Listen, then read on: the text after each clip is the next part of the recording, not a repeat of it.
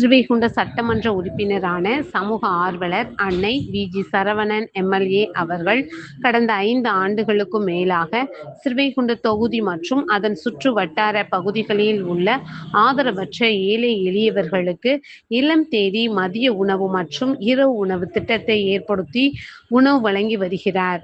இந்நிலையில் தமிழக வெற்றிக் கழகத்தின் ஐம்பெரும் கொள்கை தலைவர்களுள் ஒருவரான சமூக ஆர்வலர் அஞ்சலை அம்மாளை கொள்கை தலைவராக அறிவித்ததன் ஈர்ப்பால் தமிழக வெற்றிக் கழகத்துடன் இணைந்து தமிழகத்தின் நிரந்தர முதல்வர் திரு சி. ஜோசப் விஜய் அவர்களின் ஆசியுடன் கழக பொதுச் செயலாளர் அண்ணன் புசி என். ஆனந்த் அவர்களின் வழிகாட்டுதலின்படியும் மதிய உணவு மற்றும் இரவு உணவு திட்டத்தை ஏற்படுத்தி உணவு வழங்கி வருகின்றார்.